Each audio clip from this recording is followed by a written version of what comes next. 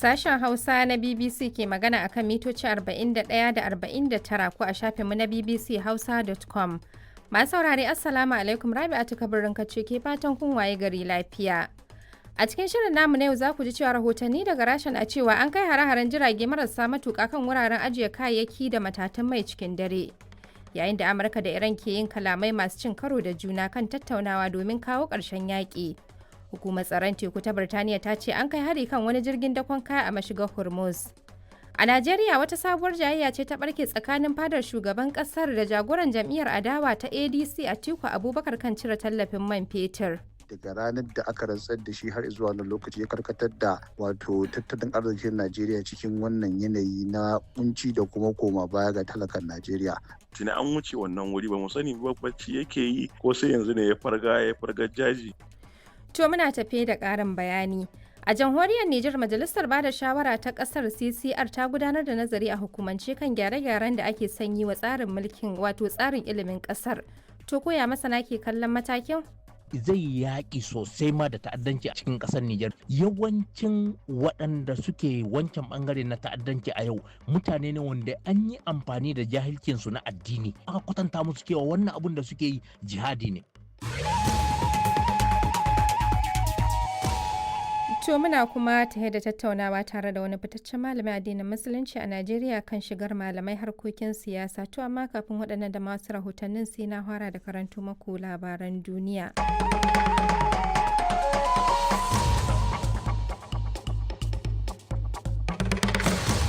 Masu saurare barkanmu da warhaka. A cikin shirin namu na yanzu za ku ji cewar rahotanni daga Rasha na cewa an kai hare-haren jirage marasa matuƙa kan wuraren ajiye kayayyaki da cibiyoyin mai cikin dare. Gwamnatin Venezuela ta sabunta alƙalimman waɗanda suka mutu sakamakon girgizar ƙasa da ta faru a ƙasar a watan da ya gabata zuwa 6,125.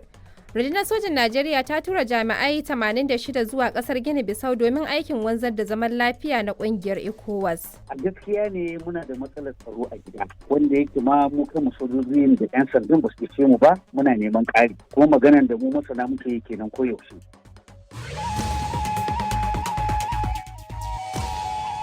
To muna tafe da waɗannan da ma ƙarin wasu rahotanni amma duk sai bayan na fara da karanto maku labaran duniya.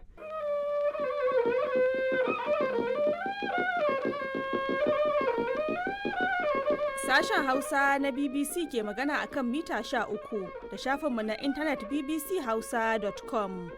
Masu sauraro Assalamu alaikum.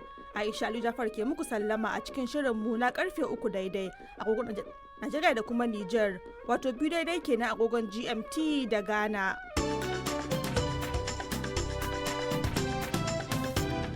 A cikin shirin za ku ji cewa manyan kamfanonin man fetur na duniya sun ba da rahoton cin ribar da ba su taɓa samu ba a lokacin da yakin Iran ya sa farashin mai tashin goron zabi. An gudanar da jana'izar gawarwaki fiye da 100 a birnin Gaza waɗanda ɓaraguzai suka ruftawa bayan wani harin Isra'ila a 2023. A Najeriya ana ci gaba da zaman ɗarɗar a garuruwan Girkau da Tsamaye da ke jihar Sokoto bayan da 'yan bindiga suka kaddamar da hare-hare tare da kashe ɗimbin mutane. Da suka zo suka yi halda sojoji su kuma suka halba sai suka koma cikin daji sai suka tarar da mutanen da ke gudun boyo suka yi ta halbin su. Mutan Girkau ɗin ma sun kashe mutum yana gona, sannan sun halbe wasu mutane guda biyu wanzu haka suna nan tambar asibiti an kawo su. A jamhuriyar Nijar, 'yan kasar na ci gaba da nuna bacin ransu kan yadda ake samun karin mabarata a kasashen yammacin Afirka da ake cewa galibinsu Hausawa ne daga Nijar din. Abu ne mai ciwo sosai, mutuwar zuciya ce take kai a wani matsayi wanda mutum zai gani shi ba zai iya hankorin ya yi aiki ya samun makanshi ba. Suka ce abin da ya hudo su daga Nijar rishin abinci ne, rishin sana'a ne, ko kaɗan ba gaskiya ba ne ba, neman abun duniya ne aka tashi.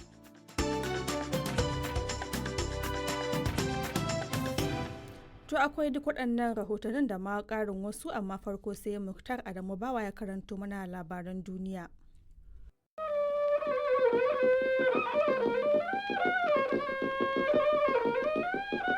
Sashen Hausa na BBC ke magana akan mita 19 da mita 25 da kuma a shafinmu na intanet bbchausa.com. Masu sauraro Assalamu alaikum. Aisha Aliyu Jafar ce ke fatan kun wuni lafiya a cikin shirinmu na karfe 8:30 agogon Najeriya da kuma Nijar, wato 7:30 kenan agogon GMT da Ghana.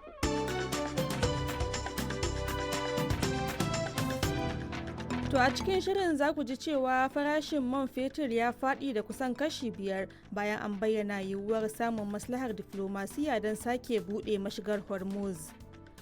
'Yan sanda a Libya sun je fursunoni da dama sun tsere daga wani gidan yari da ke babban birnin ƙasar Tripoli.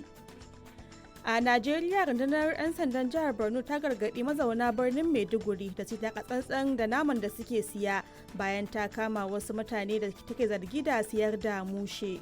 A yi hankali da siya da sayar da irin nama na kan hanya na titi, musamman irin masu yin suya wanda kana kallon a ɗan suya suya masu tafiya da shi a kan amalanke.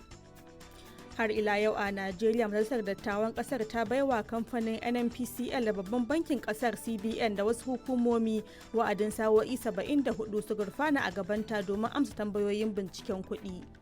Wannan report na niyeti su ne suka fitar da wannan tambayoyi wanda kuma auditor general ya kawo gaban kwamiti a muke neman su domin su zo su bayani. Jiya mun kira su mun zama kusan awa 2 ba su zo ba, akwai wanda za su dawo yau to ne yau din ma ba su zo ba.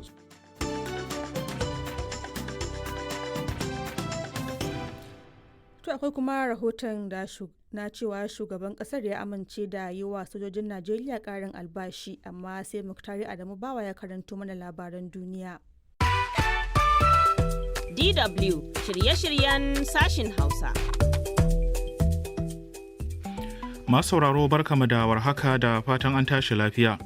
Bayan an sha labaran duniya a jerin rahotannin da muka yi muku tanadi za ku ji cewa mata sun koka kan yadda maza ke ci gaba da kaka gida al'amuran da suka shafi siyasa a tarayyar Najeriya, musamman a jam'iyya mai mulki da bangaren adawa.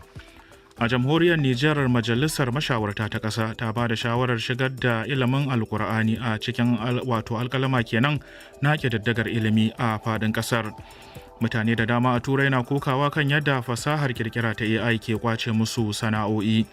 To kai tsaye za ku iya bibiyar mu a shafinmu na intanet dw.com/hausa da manhajar TuneIn da kuma shafukanmu na Facebook da YouTube har ma da wasu tashoshin FM abokan hulɗar ma kasashen nahiyar Afirka ciki har da tarayyar Najeriya da jamhuriyar Nijar da Ghana har ma da Senegal.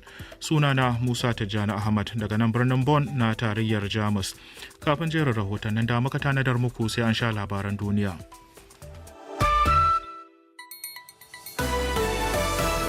DW labarun duniya. Kwamitin amintattu da Trump ya kafa kan sake gina Gaza ya amince da muradun gwamnatin Isra'ila na kwance ɗamarar Hamas kafin aiwatar da daftarin zaman lafiya. Firaministan Spain na fuskantar matsin lamba daga tarayyar Turai kan manufofinsa dangane da bakin haure. Mutane 14 sun rasa rayukansu sakamakon zabtarewar ƙasa da ruwa mai ƙarfi a Habasha. DW shirye-shiryen sashin Hausa.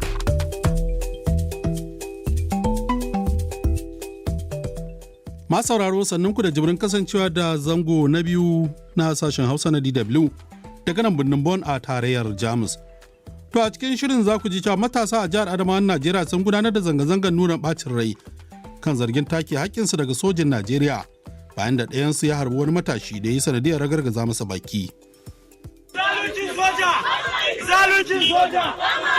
Ana cin zarafinmu ba mu da dama har yau ce me muka yi local government ne mu bi yau ce za a ba mu adalci a mu bi. Yaro ya kai ya taimake mu yanzu raunin shi ya zama da gwamnati ya mana adalci kuma yana da mata. Gamayyar kungiyoyi masu fafutukar kare al'umma a kasashen Afirka sun koka kan halin taɓarɓarewar mulkin demokuraɗiyya a nahiyar, inda suka bujiro da hanyoyin yi wa tufkar hanci. Za ku ji ƙarin bayani a kai. Suka kungiyoyin addinin musulunci na jamhuriyar Nijar murna suka fara sakamakon yadda majalisar shawarar ƙasar ta miƙa ƙuduri ga shugaban ƙasa Janar Abdurrahman Chani na sanya harkokin ilimin addinin musulunci cikin manhajar ilimin ƙasar. Daga waɗannan za su zo muku ne bayan kun sha labaran duniya tare da Zahraddin Umar Dutsen Kura. Sunana Abdulkarim Muhammad Abdulkarim.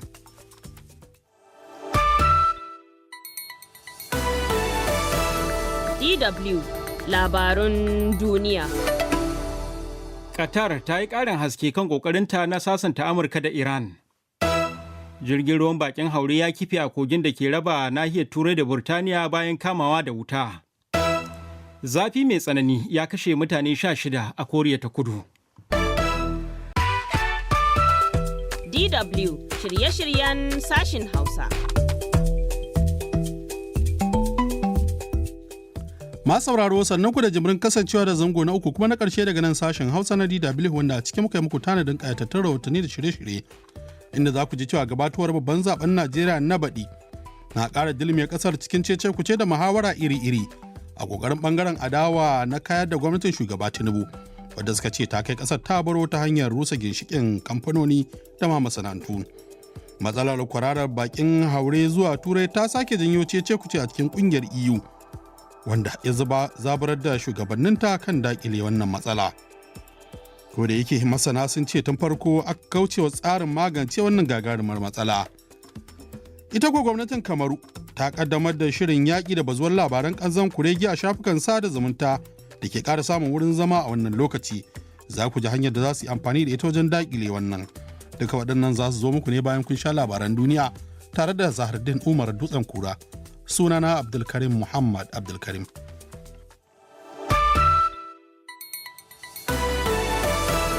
DW labarun duniya.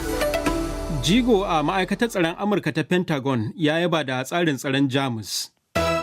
Ƙungiyar EU ta ƙara tsaurara matakan tsaron iyakokinta bayan tarzoma bakin haure ta Spain. Fada tsakanin ƙungiyoyi masu ɗauke da makamai a Libya ya kashe mutane da dama.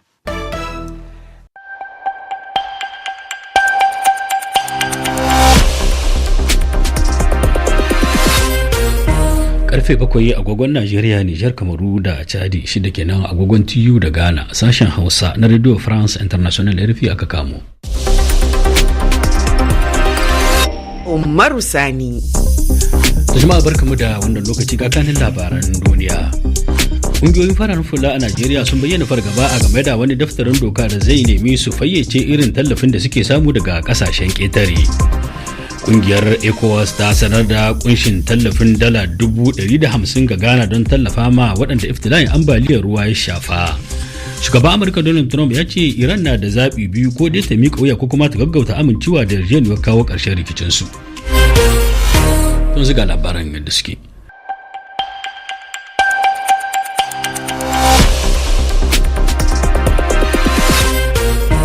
Karfe 8 agogon Najeriya, Nijar, Kamaru da Chadi, 7 kenan agogon TU da Ghana. A sashen Hausa na Radio France International RFI aka kamo. Umaru Sani. Jama'a barkamu da sake saduwa ga kanun labaran duniya. Ɗaruruwan mutane sun gudu suka bar gidajensu sanadiyar hare-haren lakurawa 'yan bindiga da ke tsallakawa daga yankin kan giwa na jihar Kebbin, Najeriya zuwa yankin Juju na jihar Doso a jamhuriyar Nijar. Jam'iyyar Democratic Alliance ta Afirka ta Kudu ta shigar da ƙara a babbar kotun Cape Town don ƙalubalantar sabuwar dokar mallakar ƙasa. Kasashen Turai na gudanar da taronsu a yau domin ƙarfafa tsaron iyakunsu game da ƙwararren bakin haure. To ga labarin yadda suke.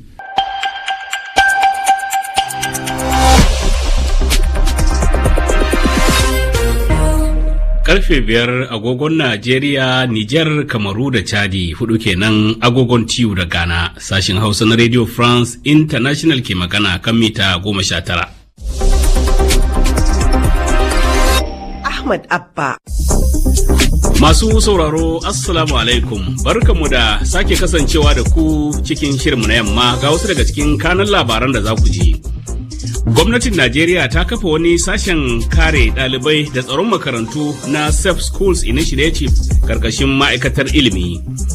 Ƙungiyar EU da kuma Spain sun ɗinke barakar da ke neman kunno kai tsakaninsu kan ɗaruruwan bakin haure da suka shiga ƙasar daga Morocco.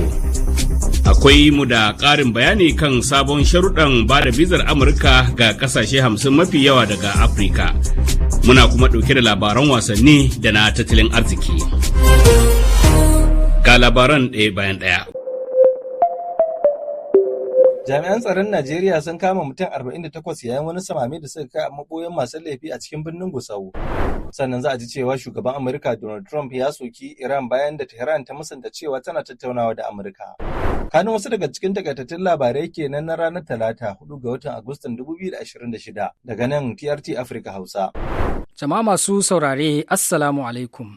Barkanku da warhaka. Sashen Hausa na rediyon kasar sun ke muku marhabin dalale cikin shirye-shiryenmu na wannan lokaci. Da fari kamar kullum akwai labaran duniya, kafin kuma daga bisani a saurari ragowar shirye-shiryenmu na yau da kullum. Amma yanzu a fara shan muhimman kanin labaran tukuna. A cikin shirin za a ji cewa kasar Sin ta ƙudiri aniyar samar da kaso 50% na lantarki daga makamashi mai tsafta nan zuwa shekara ta 2030. Mataimakin shugaban tarayyar Najeriya ya buƙaci masu zuba jari 'yan ƙasashen waje da su yi ƙoƙarin cin moriyar ɗimbin arziki da ke jihar Delta ta kudancin ƙasar. Za kuma a ji cewa Amurka ta sanya kuɗin jingina na biza ya zama na dindindin wanda galibi ya shafi ƙasashen Afirka. Kuna tare ne da tashar CRI